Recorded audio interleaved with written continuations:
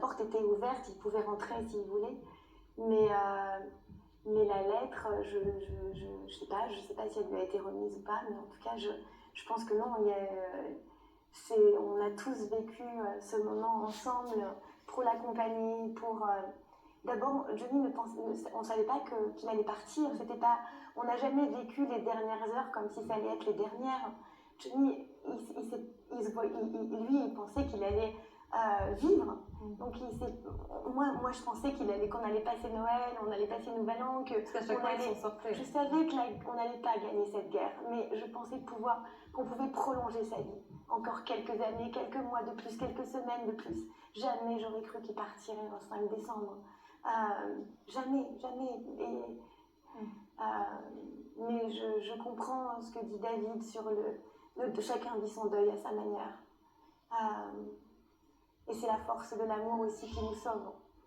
Et les souvenirs qu'on a avec les êtres qu'on aime. Il a des mots très beaux en tout cas vis-à-vis de ses sœurs Jade et Joy. Il dit « Je voudrais qu'elles soient sûres de l'amour que je leur porte et qu'il n'est pas une affection de principe. Ma porte leur est ouverte. Si un jour elles le veulent, je serai là pour elles. » C'est une phrase c'est très touchant de l'entendre le dire parce que ça fait 6 ans qu'on n'a pas de nouvelles. Et les filles, Jade et Joy en souffrent beaucoup. 6 ans sans nouvelles. 6 ans de promesses qui ne sont pas tenues. 6 ans de silence, d'abandon. C'est difficile. Donc on peut dire des choses sur des plateaux de télé, mais ne pas être responsable de ses actes dans la vie, ça c'est un peu dur, ouais. Là, c'est un peu dur. Parce que ça fait 6 ans qu'elles sont sans nouvelles. Donc elles en souffrent beaucoup. Parce que quand c'est 2 petites filles qui avaient besoin d'un frère et d'une sœur, et dans ce long chemin de deuil, elles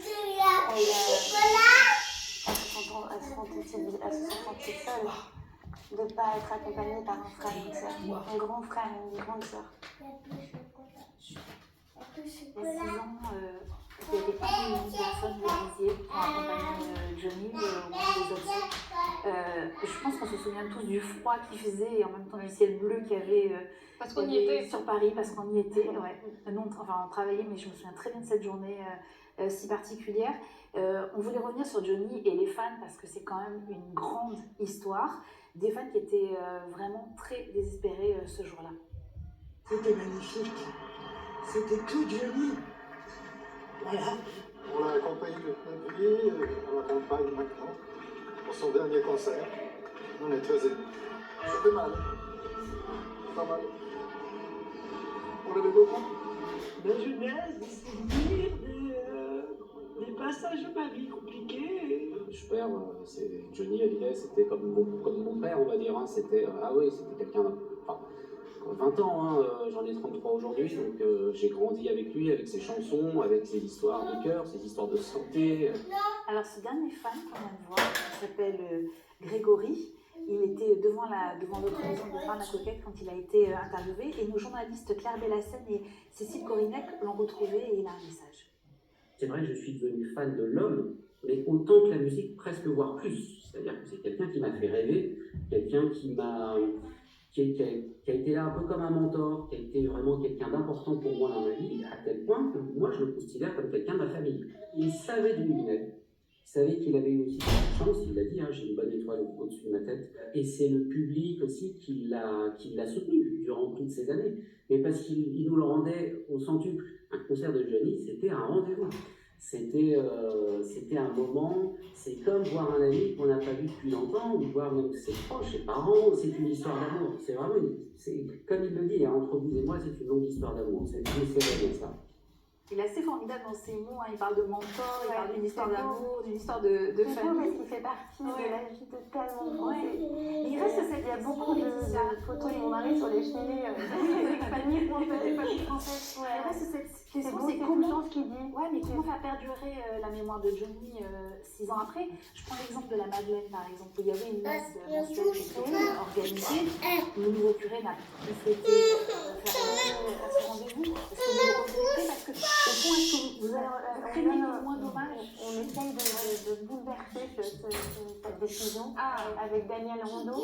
Parce que Daniel Rondeau, lui aussi, c'est quelqu'un, un ami fidèle qui continue à transmettre la mémoire de Johnny à travers ce qu'il a partagé avec lui, des interviews comme Le Monde en 98. C'est vraiment un tour de la relire, elle. Oui, voilà, moi aussi je conseille de la relire, mais ils m'aident beaucoup à essayer de bouleverser cette décision. C'est que les femmes sont malheureuses. Aux femmes. Et oui, moi aussi, parce que c'est important d'instaurer des traditions qui nous continuent à les faire vivre comme à Saint-Barth.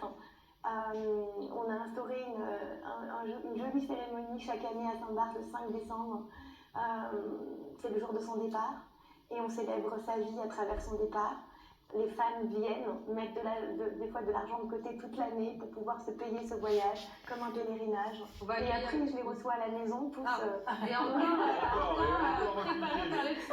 va accueillir maintenant quelqu'un qui a beaucoup compté dans la carrière de Johnny Hallyday, son producteur historique Jean-Claude Camus. Écoutez comment Johnny parle de lui. Des fois, ma folie va un petit peu trop loin, c'est-à-dire qu'à la limite, il faudrait que je donne de l'argent pour pouvoir chanter plutôt que tout le monde gagne sa vie. Alors Camus est là un petit peu pour me stabiliser, un petit peu pour me rendre raisonnable. Mais c'est quelqu'un qui, en même temps, c'est un artiste. Donc souvent, il dépasse lui-même les propres budgets qu'il s'était fixés. Donc c'est pour ça que je m'entends bien avec lui. Bonsoir Jean-Claude Camus, ça vous fait rigoler d'entendre ça? Oui, ça me fait rigoler, ça me touche beaucoup, parce que ça rappelle beaucoup de souvenirs en effet. Oui, c'était une grande aventure. Il disait que vous étiez un artiste. Je Ça sais allait pas. très loin pour lui.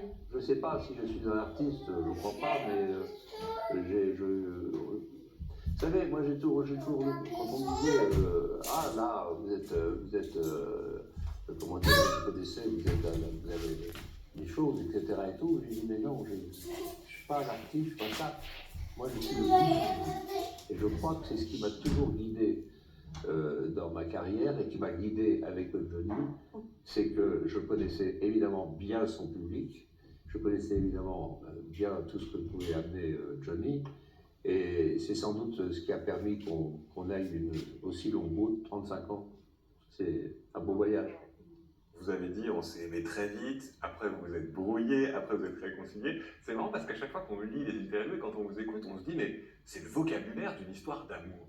Et après vous dites aussi quand vous étiez fâchés qu'il y avait une souffrance insoutenable. C'est exact, mais je dirais presque que nous étions un vieux couple. Nous étions un vieux couple, évidemment qu'on a eu des prises de bec très sévères avec Johnny, mais ça s'arrangeait toujours. J'ai des tas d'anecdotes où il m'a fait des... On en veut bien une, non?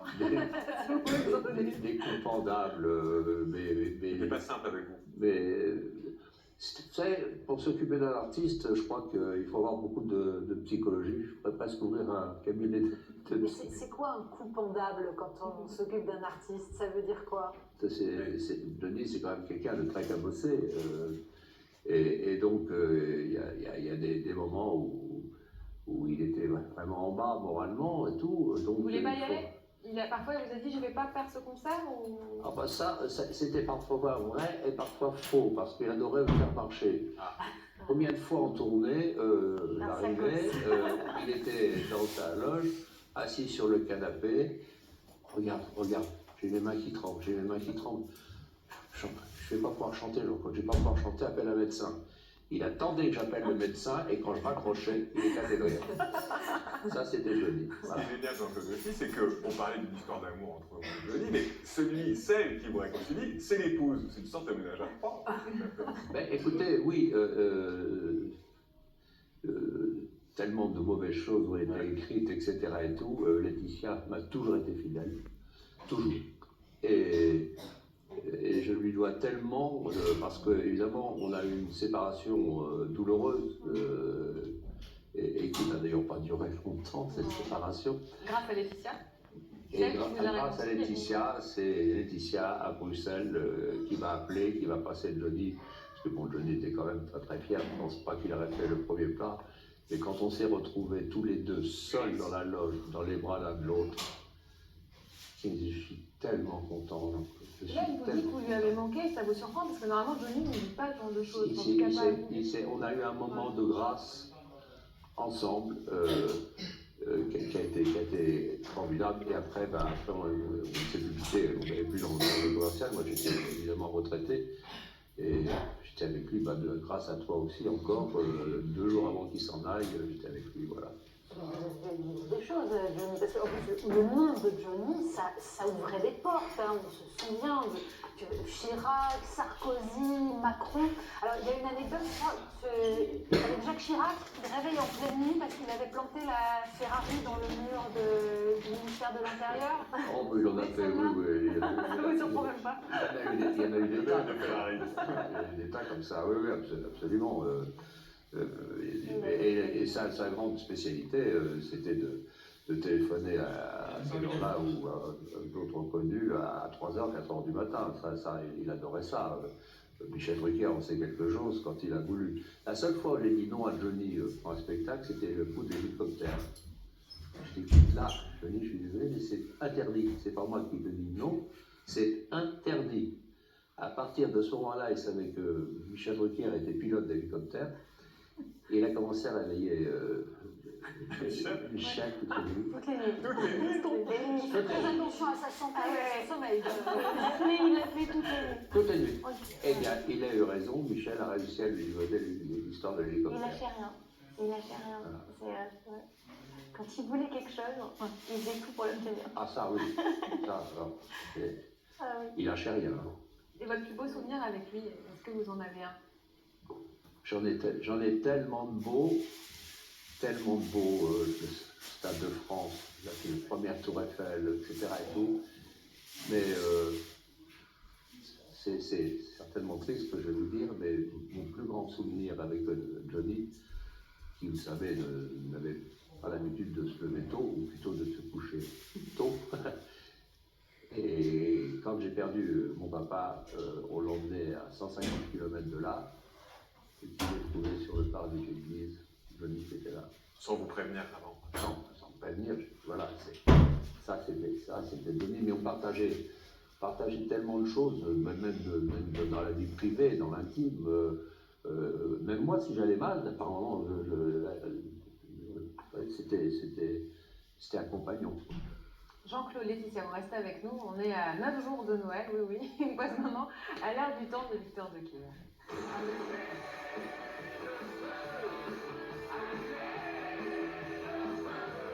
Vous vous êtes changé très vite.